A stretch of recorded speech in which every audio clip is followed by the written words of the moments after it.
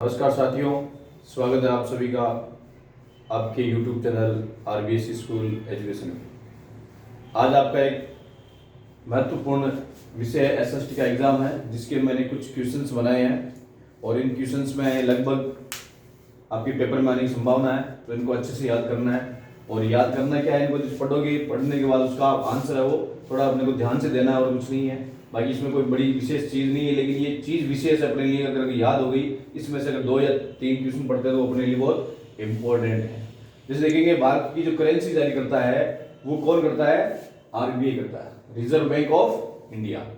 क्योंकि आरबीआई देखो, 1 रुपए का जो सिक्का नोट जारी करता है वो करता है वित्त विभाग, लेकिन करेंसी जो जारी करती है, बड़े नोट जारी करती है, वो आरबीआई करती है। विनिमय का जो माध्यम होता है वो मुद्रा होती है। क्या होती है? मुद्रा होती है। फोर्ड मोटर्स ऑफ कंपनी किस देश की बहुराष्ट्रीय कंपनी है? फोर्ड जो मोटर अपन ट्रैक्टर देखते हैं या बड़ी जो देखते हैं मशीनरीज, वो अमेरिका देश की होती है। बहुराष्ट्रीय कंपनी द्वारा किए गए निवेश को कहा गया है, इसको बोलते हैं विदेशी निवेश। यानी बहुराष्ट्रीय कंपनी द्वारा निवेश किया गया उसको विदेशी निवेश बोलते हैं। इसी प्रकार इन्फोसिस कंपनी है, इसका कंपनी का संबंध किससे है? आईटी से, यानी सूचना प्रौद्योगिकी से इसका संबंध है, इंफॉर्मेशन टेक्नोलॉजी से। उपभोक्ता शोषण का मूल कारण क्या है? उपभोक्ताओं में जो शोषण किया जाता है वो किस कारण से किया जाता है? अशिक्षा। क्योंकि उनको पता नहीं होता है। कई बार अपन जैसे कुछ चीजें खरीदते हैं, उस पर पीछे उसकी जो उसके बारे में लिखा होता है, उसके बारे में पढ़ नहीं पाते हैं, या उसका कई बार ध्यान दे नहीं पाते हैं, उनसे अधिक चीजें या अधिक कीमत वसूल ली जाती है। उसी प्रकार देखेंगे, भारत में सूचना पाने का अधिकार कब लागू हुआ था? बहुत इंपॉर्टेंट क्वेश्चन है ये। 2005 के अंदर आरटीआई, राइट ऑफ वो जो इंफॉर्मेशन का जो नियम चालू हुआ वो 2005 से हुआ। ग्रामीण क्षेत्रों में कर्ज की आवश्यकता मुख्यतः किसके लिए होती है?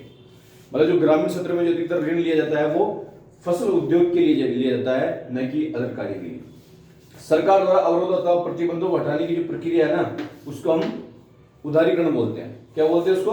उदारीकरण बोलते हैं। गुणवत्ता हेतु प्रमाणक जो अपन कई बार देखते हैं चीजों पे आईएसआई मार्क होता है, जिसको एग मार्क, हॉल मार्क, ये चीजें होती है, गुणवत्ता का प्रमाण होता है। हॉल मार्क जैसे अपन देखते हैं ज्वेलरी होती है, आईएसआई मार्क जो लगभग जैसे अपन हेलमेट खरीदते हैं उसके पीछे आईएसआई मार्क होता है। एग मार्क होते हैं जैसे उसके अंदर जैसे खाद्य वस्तु क्या है वो सारी इसमें मार्क आपको मिल जाएगी। इसी प्रकार देखिए, मानव विकास रिपोर्ट देशों की तुलना में लोगों की शैक्षिक स्तर, स्वास्थ्य स्थिति के आधार पर करती है। किसके आधार पर करती है? ये जो ह्यूमनाइट जो इंडेक्स होता है वो होता है प्रति व्यक्ति आय, यानी कि आय के अनुसार ये चीजें, ये इनकी रिपोर्ट होती है ना, मानव विकास की, ह्यूमन डेवलपमेंट वाली, वो प्रति व्यक्ति आय पर निकाली जाती है। राष्ट्रीय उपभोक्ता दिवस बहुत इंपॉर्टेंट चीज है, 24 दिसंबर को आता है राष्ट्रीय उपभोक्ता दिवस। इसी प्रकार उपभोक्ता संरक्षण अधिनियम 1986 का दूसरा क्या नाम है? COPRA। ये नाम याद रखना है, ये बहुत ही इंपॉर्टेंट है, क्योंकि इस अधिनियम तो 1986 में लागू हुआ था, लेकिन इसका दूसरा नाम जो दिया था वो अपने को ये याद रखना है। इसी प्रकार उपभोक्ता संरक्षण अधिनियम 1900 कब पारित था? 1986 के अंदर पारित हुआ था। औसत आय को प्रति व्यक्ति आय बोल सकते हैं। जैसे कहते हैं औसत आय कितनी है, उसको प्रति व्यक्ति आय भी हम लिख सकते हैं। गरीब परिवारों की जिंदगी जो अधिकांश जरूरत अनौपचारिक स्रोत से पूरी होती है। अगर इनको प्रश्न आ जाए कि गरीब परिवारों की जो ऋण की पूर्ति कहाँ होती है, वो अनौपचारिक स्रोत से होती है। मानव विकास सूचकांक के 2 सूचक होते हैं, एक स्वास्थ्य होता है और एक शिक्षा होती है। इस प्रकार ये कुछ इंपॉर्टेंट क्वेश्चन है। इसके आगे वो और भी क्वेश्चन है, वो मैं बताने जा रहा हूं। अब हम देखेंगे नेक्स्ट क्वेश्चन। मानव विकास रिपोर्ट किसके द्वारा प्रकाशित की जाती है? ये जो मानव विकास होती है, ये रिपोर्ट की जाती है संयुक्त राष्ट्र विकास कार्यक्रम, यानी कि UNDP। किससे आती है? UNDP से, यूनाइटेड नेशन डेवलपमेंट प्रोग्राम के अंदर। और इसी प्रकार हम देखेंगे प्रति व्यक्ति आय। प्रति व्यक्ति आय, एक व्यक्ति की आय कैसे निकालेंगे? उसका आय किसी देश की कुल राष्ट्रीय आय, यानी किसी देश की कुछ राष्ट्रीय आय को कुल जनसंख्या से भाग देंगे, तब अपने को जो आय प्राप्त होगी वो कौन सी आय होगी? प्रति व्यक्ति आय होगी। और ये औसत आय भी, इसको हम औसत आय भी, एवरेज जो इनकम है वो भी हम इसको कहते हैं। अगला है साक्षरता दर।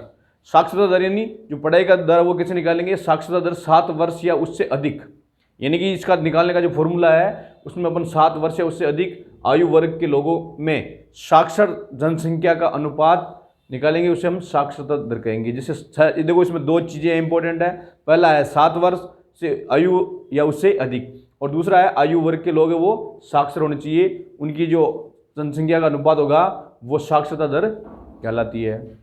इसी प्रकार हम देखेंगे राष्ट्रीय आय। राष्ट्रीय आय किसे किसे कहते हैं, क्या होती है, उससे तात्पर्य, सारी इस प्रकार के क्वेश्चन इसमें डेवलप होंगे, उसको देखेंगे। राष्ट्रीय आय एक देश के सभी साधनों से, यानी जितने भी सोर्स है उनसे जो प्राप्त होती है, एक वर्ष में उत्पादन प्रक्रिया में योगदान के फलस्वरूप अर्जित आय होती है, उसका योग होता है, वह राष्ट्रीय आय कहलाता है। यानी कि एक देश के सभी साधनों द्वारा एक वर्ष में उत्पादन प्रक्रिया के योगदान में जो के फलस्वरूप जो हमें आय प्राप्त होती है वो राष्ट्रीय आय कहलाती है। इसी प्रकार राष्ट्रीय आय का देखो, अगर सीधा अगर एक फॉर्मूला लिखेंगे, क्या लिखेंगे, राष्ट्रीय आय बराबर सकल घरेलू साधन आय प्लस शुद्ध विदेशी साधन आय। यानी कि सारे तो अपने देश के और प्लस शुद्ध जो विदेश से जो अपने को शुद्ध इनकम प्राप्त हुई है, दोनों को जोड़ेंगे तो अपने राष्ट्रीय आय प्राप्त होगी। उसी प्रकार हम देखेंगे सकल घरेलू उत्पाद। सकल घरेलू उत्पाद किसको बोलते हैं, किसी अर्थव्यवस्था के तीनों क्षेत्रक, यानी कि अपने अर्थव्यवस्था के 3 क्षेत्र होते हैं, वो उसका विवरण मैं नीचे बताऊंगा। यानी कि किसी अर्थव्यवस्था के तीनों क्षेत्रों के उत्पादों का कुल योग घरेलू सकल उत्पाद कहलाता है। इसी प्रकार अंतिम वस्तुएं कौन सी होती है, कुछ चीजें होती है प्राथमिक द्वितीयक, इस प्रकार अपनी अंतिम वस्तुएं होती है। अंतिम वस्तुएं कौन सी होती है, वे वस्तुएं जो उपयोग के लिए उपभोक्ताओं तक पहुंचती है, यानी उसका उपभोग करने के लिए उपभोक्ताओं जिनके पास जाती है, वो चीजें अंतिम वस्तुएं कहलाती है, जिसका हम उपभोग कर सकेंगे।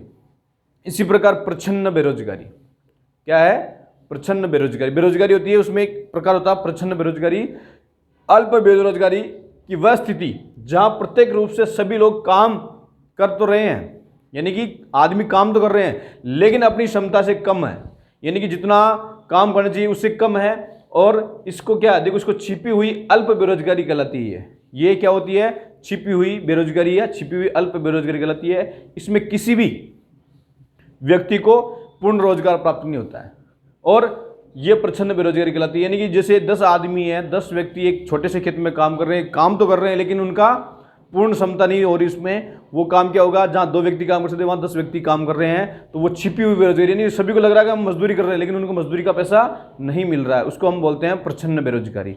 जैसे इसमें आया था तीनों क्षेत्रक, तो 3 क्षेत्र कौन से हैं, प्राथमिक क्षेत्र जिसमें कृषि और पशुपालन आता है, जिसमें मतलब खेती का जो साथ साथ में पशुपालन होता है वो प्राथमिक क्षेत्र में आता है, और द्वितीय क्षेत्र में आता है उद्योग, भवन निर्माण, बड़ी बिल्डिंगें, ये जो उद्योग धंधे होते हैं वो द्वितीय क्षेत्र में आते हैं, और तृतीय क्षेत्र होते हैं वो परिवहन, बैंक इत्यादि होते हैं, जिनसे अपने को सभी प्रकार की सुविधाएं मिलती है। तो ये वे कुछ इंपॉर्टेंट क्वेश्चन ये पढ़ने हैं, साथ साथ में दूसरे क्वेश्चन भी पढ़ने हैं, और सभी का अच्छे से ध्यान रखना है। कुछ इनके इंपॉर्टेंट शब्द हैं उनको पकड़ना है। साक्षरता में जैसे साक्षर जनसंख्या आएगी, 7 वर्ष आएगा, सकल घरेलू उत्पाद और विदेशी आय के जो साधन है ये अपने को देखना है, और इसके बाद में हम और भी सब्जेक्ट के जो महत्वपूर्ण क्वेश्चन वो भी लेके आएंगे। तब तक के लिए सभी का धन्यवाद। जय हिंद, जय भारत।